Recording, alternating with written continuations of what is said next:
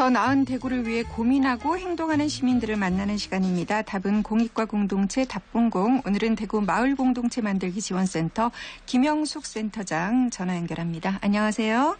네, 안녕하십니까. 네, 지금 코로나19로 온 국민이 마음을 졸이고 있는데요. 마을공동체 활동 역시 타격을 많이 받을 것 같습니다. 오늘 소개할 팀은 어떤 모임인가요? 네, 저희 마을공동체 활동도 잠시 멈추고 있습니다. 네. 오늘은 저희 주부 3명이 수성구 지산동에서 활동을 시작한 배나 행을 소개해드릴까 합니다. 네, 주부 3분이 모였다고 하니까 아주 작은 모임인 것 같은데 배나 네. 행, 특별한 활동을 하고 있다고요? 네, 배나 행은 배움, 나눔, 행복의 모임을 추구하고 있는데요. 네. 네, 식재료를 통해서 세계 여행을 하는 공동체입니다. 네. 이분들은 요리학원에서 만나게 됐는데 서양 요리에 관심이 많은 세 사람이 수다를 떨다가 여러 가지 주제에 대해서 함께 이야기를 나누게 되었는데 서로의 공통된 관심사가 식재료와 역사라는 것을 알게 되어서 모임을 구성하였다고 합니다. 네, 식재료를 통해 세계 여행을 하는 공동체다 하니까 저도 호기심이 생기는데요. 그 수업 현장을 최은아 리포터가 다녀왔습니다. 함께 만나보시죠. 식재료 세계여행의 강사로 있는 조수현이라고 합니다.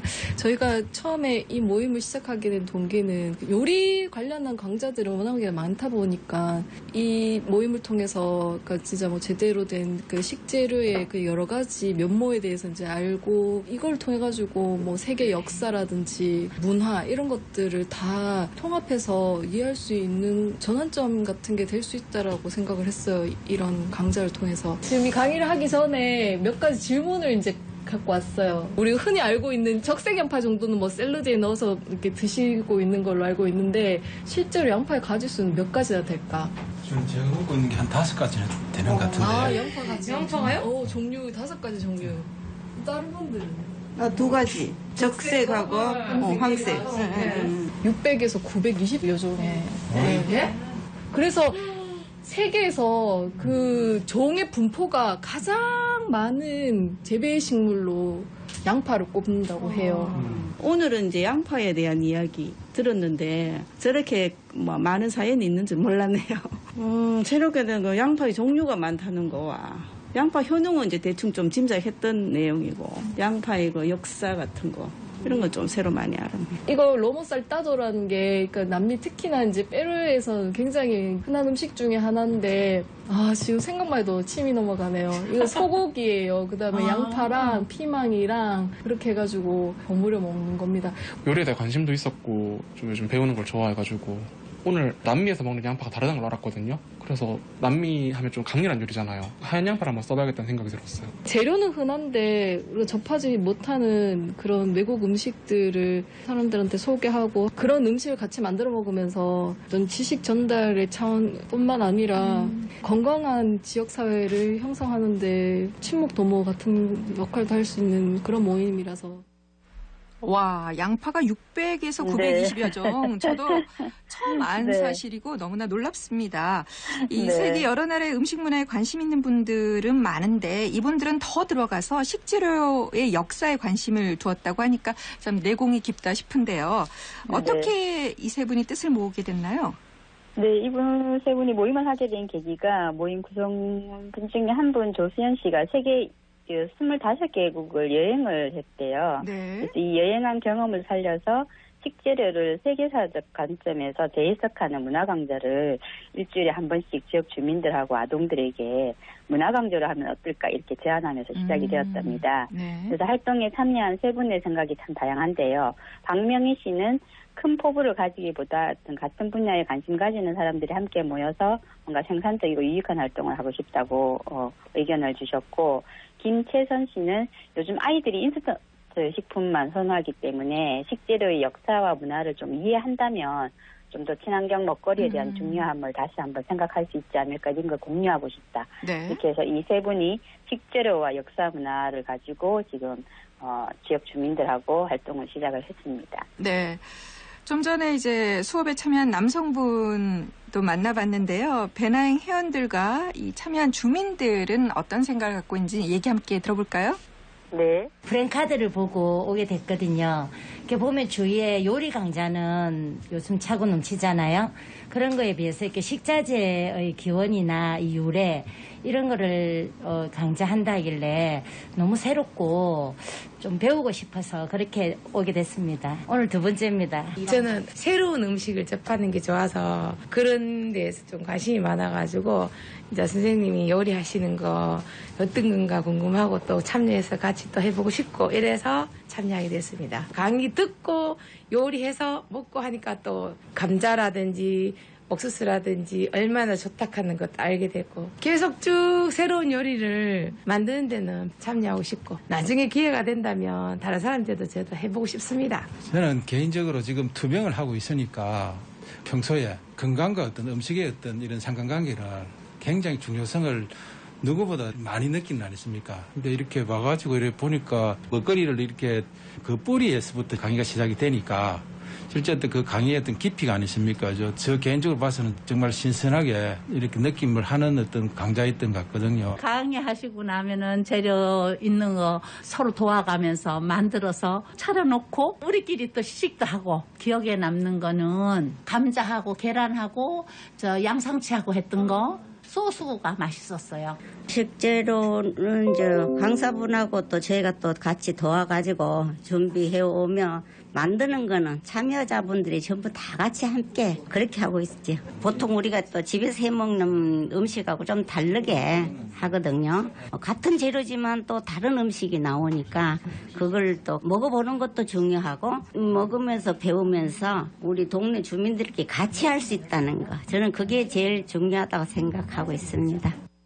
네, 아주 흥미로운 수업인데 코로나 확산세가 꺾이고 일상 속에서 이런 수업을 다시 할 수 있는 그런 날이 하루빨리 오길 바라겠습니다. 먹을거리에 대한 관심이 공동체 활동이 연결고리가 되니까 많은 분들이 좀 관심 갖고 부담도 없는 것 같아요. 네.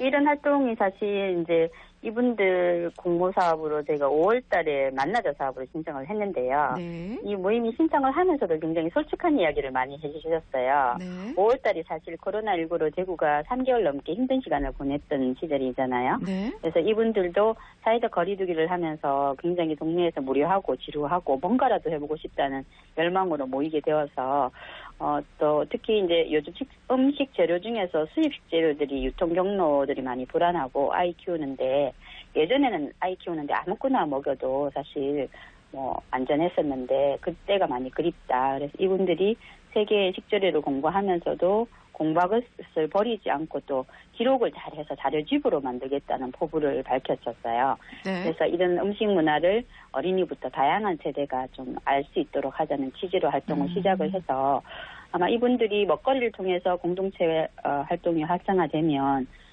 이 감염병 시기에 좀 더 건강한 먹거리에 대한 고민들을 이웃들과 함께 나누는 좋은 효과로 이어질 거라고 제가 기대를 하고 있습니다. 네. 근데 사실 요즘 코로나 때문에 뭐 외식이나 함께하는 식사들을 많이 줄이고 있지 않습니까? 그래서 네, 맞습니다. 먹을거리 공동체 활동을 하는 방법도 꼭 식사가 아닌 다른 방법들을 고민해봐야 할 때가 아닌가 싶어요.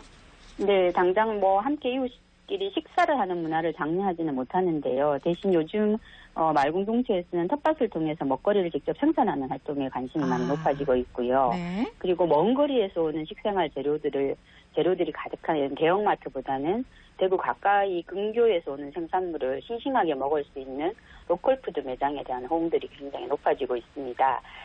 대구의 대표적인 안심마을의 땅과 사람 이야기 이제 마을 기업이 있는데요. 얼마 전에 10년의 역사를 좀 역사 중에 굉장히 기쁜 일이 있었습니다. 대통령상을 수상을 했거든요. 네. 네, 대구에서 굉장히 자랑할 만한 일이고요.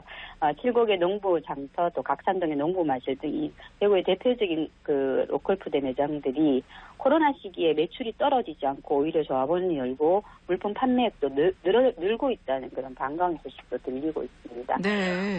당장의 마을에서 매장을 직접 이렇게 만들 수는 없겠지만 마을에서 일상을 공유하는 이웃끼리 서로 그 공유 상자를 만들어서 식재료가 참 많이 남잖아요. 버리게 되고 네. 이것을 함께 나누는 것만으로도 지구를 지키는 길이 아닐까 이렇게 생각을 합니다. 네. 집밥이 늘면서 저만 해도 네. 장을 참 자주 보게 되거든요. 네, 예. 맞습니다. 지금 말씀하신 대로 로컬푸드 매장을 찾는 분들 많아졌는데 뭐 어떤 변화들을 좀 보입니까? 예, 사실 농산물이 식재료 자체뿐만 아니라 유통 체계를 어떻게 바꿀 건가가 굉장히 중요합니다. 네. 지난 5월 달에 대구 환경교육센터와 이제 최국의 협동조합 농부장터가 새로운 협약을 맺었는데요. 제로 웨이스트 마켓 만들기라는 프로젝트를 시작을 했습니다. 네. 이 프로젝트에 의하면 농사와 판매에 있어서도 지속 가능한 지구를 어떻게 살릴까 방법을 서로 같이 연구해 보자고 협약을 맺었는데 로컬푸드 매장에서도 비닐봉투를 가급 없애고 벌크 형태로 판매가 이루어지도록 하자 이런 이제 신뢰를 만드는 거죠. 그래서 생산자와 소비자가 함께 만나는 이런 로컬푸드 매장에서부터 꾸준하게 신뢰를 구축하면서 지속 가능한 지구를 만드는 공동체 기반의 활동이 이제 의미 있게 시작됐다고 볼 수 있고요. 네. 사실 소비자도 매장에 와서 내가 물건만 사가면 된다가 아니라 환경도 생각하고 또 마음도 바꾸고 실천해 나가는 그 작은 활동들이 아주 중요한 시기라고 봅니다. 네, 오늘 소식 여기까지 듣겠습니다. 고맙습니다. 네, 감사합니다. 답공공 오늘은 대구 마을 공동체 만들기 지원센터 김영숙 센터장과 함께했습니다.